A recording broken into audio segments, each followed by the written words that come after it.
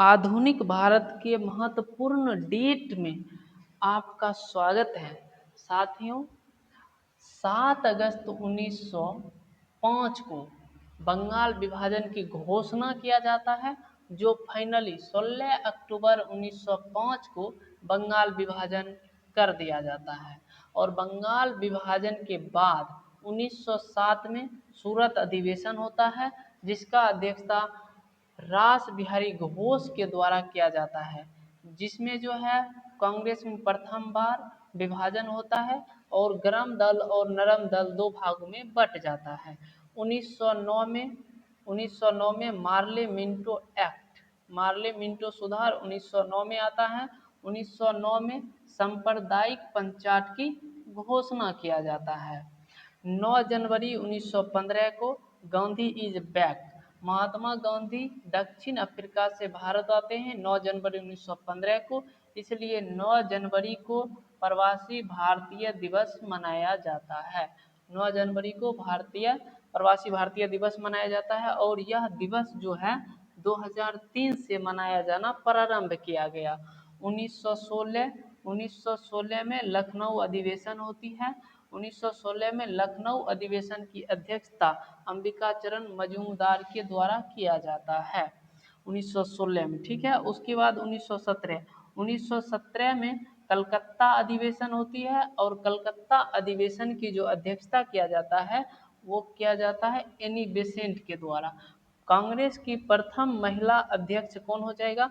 तो Annie Besant हो जाएगा। कांग्रेस की प्रथम महिला अध्यक्ष एनी बेसेंट के द्वारा 1917 में कांग्रेस की अध्यक्षता किया जाता है। 1919 रॉलेट एक्ट आता है, ठीक है। 1919 के रॉलेट एक्ट को ही मॉन्टेग्यू चेम्सफोर्ड एक्ट कहा जाता है। 13 अप्रैल 1919 को जालियांवाला बाग हत्याकांड होता है। 13 अप्रैल 1919 को जालियांवाला बाग हत्याकांड होता है। कहाँ होता है? तो अमृतसर में होता है। और पूछता है कि जालियांवाला बाग जो है किसका संपत्ति था? तो वो जल्ली नामक व्यक्ति का संपत्ति हो जाएगा। 1 अगस्त 1920 को असहयोग आंदोलन प्रारंभ होता है। डेट याद रखिएगा, 1 अगस्त 1920 को।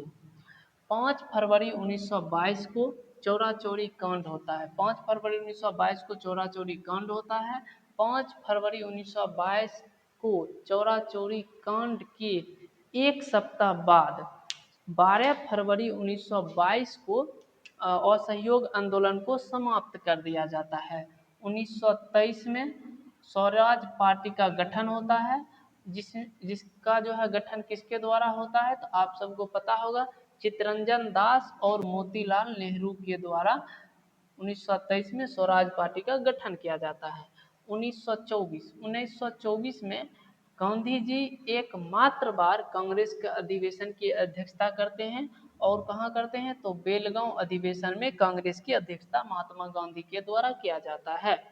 1925 में कानपुर अधिवेशन होता है और कानपुर अधिवेशन की अध्यक्षता सरोजिनी नायडू के द्वारा किया जाता है। प्रथम भारतीय महिला जो कि सरोजिनी नायडू हो जाएंगे, जो कि 1925 में कांग्रेस की अध्यक्षता करते हैं। याद रखिएगा, अगर कांग्रेस की अध्यक्षता करने वाली प्रथम महिला पूछे तो वो आपका एनी बेसेंट हो जाएगा, लेकिन कांग्रेस की अध्यक्षता करने वाली प्रथम भारतीय महिला पूछे तो वो हो जाएगा कौन? तो सरोजिनी नायडू हो जाएगी, ठीक है। उसके बाद 9 अगस्त 1925 को काकोरी ट्रेन डकैती होती है, ठीक है। काकोरी ट्रेन डकैती 9 अगस्त 1925 को। याद रखिएगा कि काकोरी ट्रेन डकैती का नाम बदलकर काकोरी ट्रेन एक्शन कर दिया गया। उत्तर प्रदेश सरकार के द्वारा काकोरी ट्रेन डकैती का नाम बदलकर काकोरी ट्रेन एक्शन कर दिया गया, ठीक है। और याद रखिएगा कि काकोरी ट्रेन एक्शन से संबंधित व्यक्ति हो जाएगा, वो कौन हो जाएगा? तो याद रखिएगा, वो हो जाएगा राम प्रसाद बिस्मिल, ठीक है, अशफाक उल्लाह खान, रोशन सिंह, चंद्रशेखर आजाद, ये सब हो जाएंगे, ठीक है, काकोरी ट्रेन एक्शन से संबंधित व्यक्ति। उसके बाद 1927 में साइमन कमीशन का गठन होता है 1927 में, जो जिसमें कि 7 सदस्य होता है। और ये 7 सदस्य सब के सब कौन होते हैं? तो ये सब के सब छिल्लल मुर्गी, यानी कि छिल्लल मुर्गा कौन?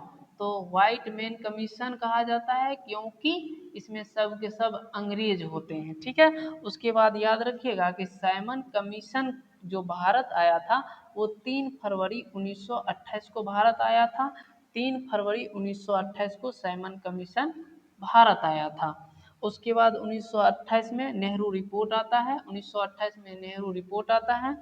1929 लाहौर अधिवेशन होता है, जिसका अध्यक्षता जवाहरलाल नेहरू के द्वारा किया जाता है।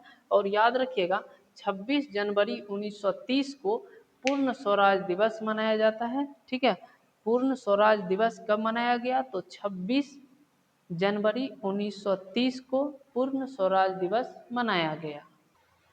1930 को सविनय अवज्ञा आंदोलन स्टार्ट होता है, जिसमें डांडी यात्रा जो चलता है, डांडी यात्रा 12 मार्च 1930 से 12 मार्च 1930 से 12 मार्च 1930 से 6 अप्रैल 1930 तक चलता है। 6 अप्रैल 1930 तक चलता है।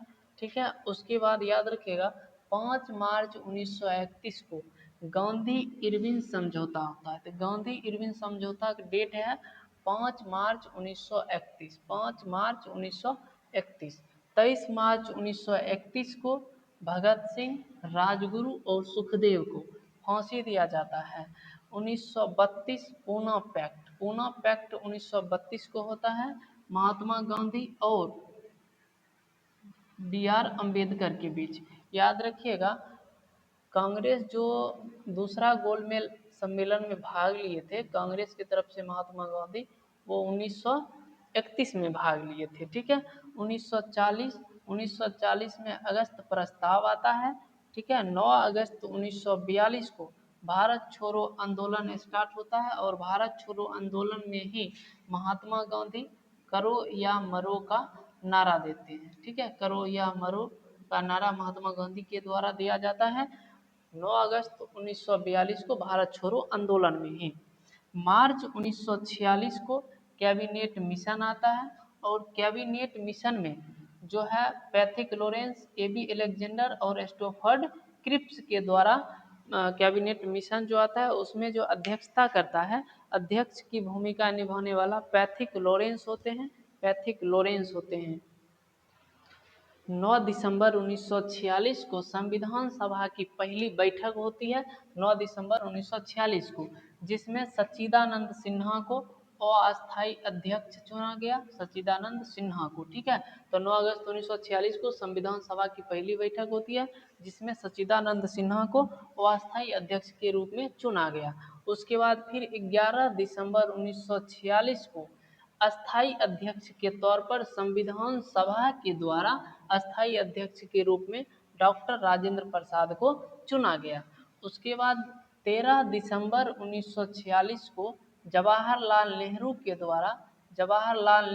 द्वारा उद्देश्य प्रस्ताव पेश किया जाता है। ठीक है, तो जवाहरलाल नेहरू के द्वारा उद्देश्य प्रस्ताव जो पेश किया जाता है कब किया जाता है? तो 13 दिसंबर 1946 को किया जाता है, जो संविधान सभा के द्वारा 22 जनवरी 1947 को स्वीकार कर लिया जाता है। डेट याद रखिएगा, डेट इम्पोर्टेंट है कि 13 दिसंबर 1946 को जवाहरलाल नेहरू के द्वारा जो उद्देश्य प्रस्ताव पेश किया जाता है उसको 22 जनवरी 1947 को संविधान सभा ने स्वीकार कर लिया। 3 जून 1947 को माउंटबेटन घोषणा करता है कि भारत और पाकिस्तान, नल्ला पाकिस्तान, अलग अलग क्या होगा? राष्ट्र होगा। 18 जून 1947 को स्वतंत्रता का जो अधिनियम आता है 18 जून 1947 को, और हमारा देश फाइनली जो आज़ाद हो जाता है 15 अगस्त 1947 को आज़ाद हो जाता है। 26 नवंबर 1949 को संविधान सभा बन करके तैयार हो जाता है। ठीक है, संविधान बन करके तैयार हो जाता है 26 नवंबर 1949 को। आप सबको पता है कि संविधान बनने में 2 वर्ष 11 माह 18 दिन समय लगा था। और उस समय कुल 16 आर्टिकल को लागू कर दिया गया। कब? 26 नवंबर 1949 को 16 आर्टिकल को लागू किया गया। यह लागू किया गया 16 आर्टिकल का जो वर्णन है यह 394 आर्टिकल में लिखा हुआ है। 26 नवंबर 1949 को संविधान को लागू कर दिया गया और 24 जनवरी 1950 को राष्ट्रीय गान और राष्ट्रीय गीत को स्वीकार किया गया। याद रखिएगा साथियों कि 22 जुलाई 1947 को राष्ट्रीय ध्वज को भी स्वीकार कर लिया गया। तो 22 जुलाई 1947 22 जुलाई 1947 को संविधान 22 जुलाई 1947 को राष्ट्र ध्वज को स्वीकार कर लिया गया। ठीक है, मिलते हैं नेक्स्ट क्लास में, तब तक के लिए जय हिंद।